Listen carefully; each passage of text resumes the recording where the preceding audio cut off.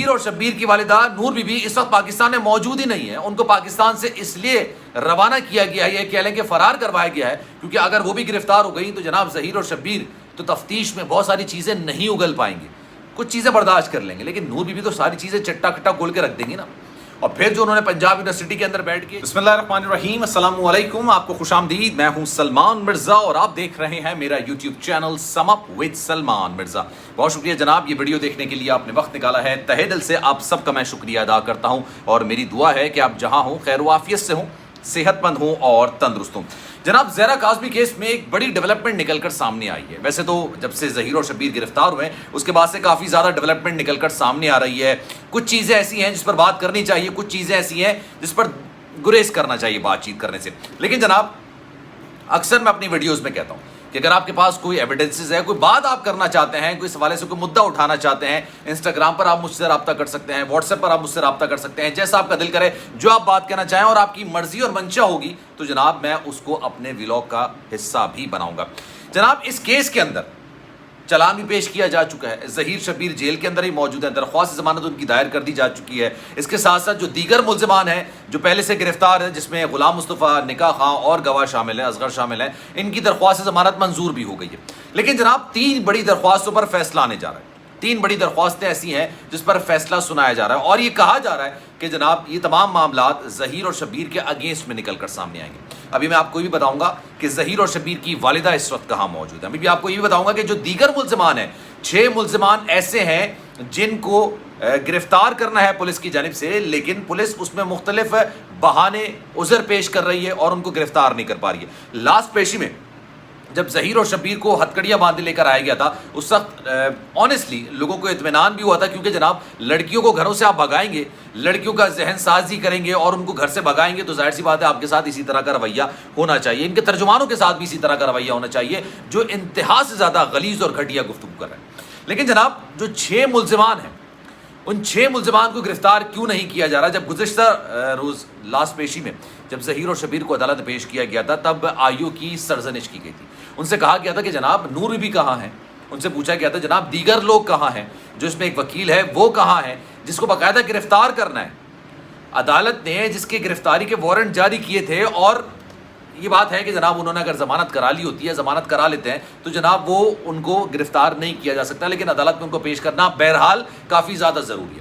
لیکن اس کے باوجود وہ عدالت میں پیش نہیں کیے جا رہے 6 ملزمان ایسے. اچھا جناب میں نے اپنی ویڈیو کے آغاز میں آپ کو بتایا تھا کہ جب بھی کوئی ایسی خبر آتی ہے میں کوشش کرتا ہوں کہ اس خبر کو اپنے ویلاگ کا حصہ ضرور بناؤں.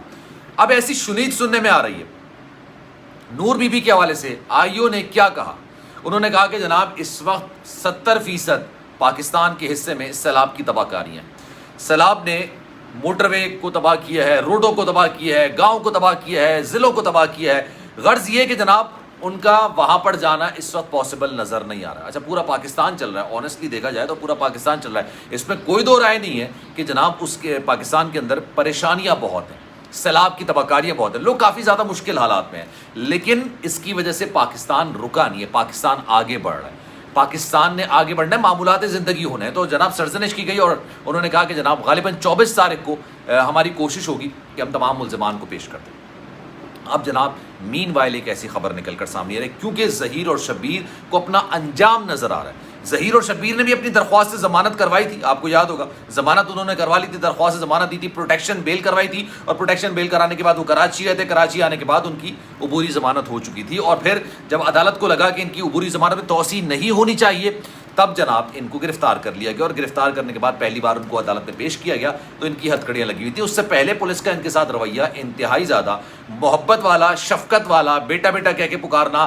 جب گرفتاری کے احکامات ہوئے تب بھی ان کو گرفتار نہیں کیا گیا, مطلب اس وقت ہتکڑی لگائی جاتی, دیگر ملزمان کی طرح ان کو گاڑی میں بٹھایا جاتا, لیکن بڑے پیار محبت کے ساتھ ان کو گاڑی بٹھایا گیا, اس کے بعد روانہ کیا گیا. اور یہ بھی سننے میں آیا جناب, یہ بھی حقیقت ہے, یہ بھی سننے میں آیا کہ جیل کے اندر ان کو زبردست قسم کی آسائشیں فراہم کی جا رہی تھی. اب ایسی شنید ہے جناب, میں دیگر لوگوں کے بارے میں تو بات نہیں کروں گا, نور بی بی کے حوالے سے ضرور بات کروں گا. نور بی بی اس وقت کہاں ہیں کسی کو واقعی میں اطلاع نہیں ہے. ان کے گھر والے کہاں ہیں, یعنی شبیر کی بیگم, ان کے بچے کہاں ہیں, کسی کو کچھ پتہ نہیں ہے. آپ یہ دیکھیے کہ جب ظہیر اور شبیر کو گرفتار کرنا تھا یا ظہیر اور بچی کو بازیاب کرنا تھا, اس وقت سندھ پولیس کے احکامات تھے وہ احکامات پنجاب پولیس تک فراہم کیے گئے. سندھ پولیس اور پنجاب پولیس نے اس کو پورے پاکستان میں ڈھونڈا. کبھی وہ آزاد کشمیر میں گھوم رہے تھے, کبھی ادھر گھوم رہے تھے, کبھی ادھر گھوم رہے تھے, وہ ہر جگہ گھوم رہے تھے. یہ بات آپ کو پتا ہوگی. پھر ان کو چشتیاں سے برآمد کیا گیا اور اس کے بعد ان کو لے کر آیا گیا.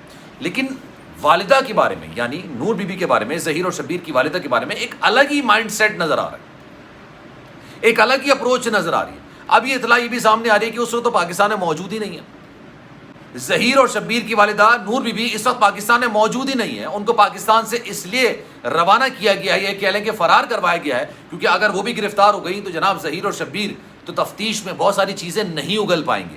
کچھ چیزیں برداشت کر لیں گے, لیکن نور بی بی تو ساری چیزیں چٹا کٹا گول کے رکھ دیں گی نا. اور پھر جو انہوں نے پنجاب یونیورسٹی کے اندر بیٹھ کے جو ایک سمجھ لیں پاکستان کے معاشرے کی تباہی مچائی ہے, کس طرح سے لڑکیوں کو غلط راہ پر راغب کرنے کی کوشش کی ہے, وہ تمام چیزیں ایک ایک کر کے سامنے آ جائیں گے. اور پھر میں اکثر اپنی ویڈیو میں بات بولتا ہوں, آپ کو کیا لگتا ہے کہ ان کا مقصد زہرا کاظمی کو اپنے ساتھ لے کے جانا ہے؟ ہرگز ایسا نہیں. ان کا مقصد صرف یہ ہے کہ کسی طریقے سے یہ معاملہ میڈیا کی نظر سے اوجھل ہو جائے, میڈیا اس سارے معاملے میں اپنی آنکھیں بند کر لے, میڈیا اس چیز کو دکھانا بند کر دے, لوگ اس پر ویلاگز بنانے بند کر دیں, لوگ اس میں انٹرسٹ لینا بند کر دیں. ایک جملہ تھا جو ان کے ترجمان بولتے ہیں نا, ان کے ترجمانوں کی جانب سے جملہ تھا, اور آپ یہ دیکھیں کہ جملہ کس حد تک واہیات, غلیظ. اچھا, جو لوگ اس جملے کو ادا کر رہے ہیں نا, جن کی طرف سے یہ کہا گیا ہے, ان کے سامنے یہ غلیظ اور واہیات نہیں, کیونکہ وہ لوگ خود ماشاءاللہ اس سے زیادہ پڑھ کر ہیں.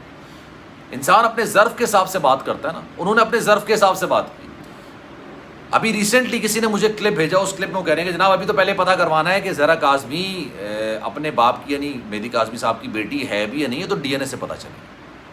آپ سوچیں اس بات کو اندازہ لگائیں کہ یہ بے شرمی کی کس سطح پر پہنچ چکے ہیں. یہ اپنے نیریٹو کو بلڈ کرنے کے لیے, اپنی لان تان اب جو ان پر پڑ رہی ہے اس کو ڈائیورٹ کرنے کے لیے کس حد تک گر چکے ہیں. ان کو اس بات کا خود اندازہ نہیں ہے کہ یہ غلاظت میں یہاں تک ڈوب چکے ہیں اور ان کو کچھ نہیں پتہ چلا. تو جناب ابھی تمام چیزیں نکل کر سامنے آئی, اس پر آپ کی کیا رائے ہے؟ میں چاہوں گا کہ آپ کامنٹ سیکشن میں اپنی رائے کا اظہار ضرور کیجیے. سلمان مرزا کو دیجیے اجازت, زندگی رہی, صحت رہی اور آپ کی دعائیں رہیں تو انشاءاللہ اگلی ویڈیو میں آپ سے پھر ملاقات ہوگی. خیال رکھیے گا اپنا. اللہ حافظ.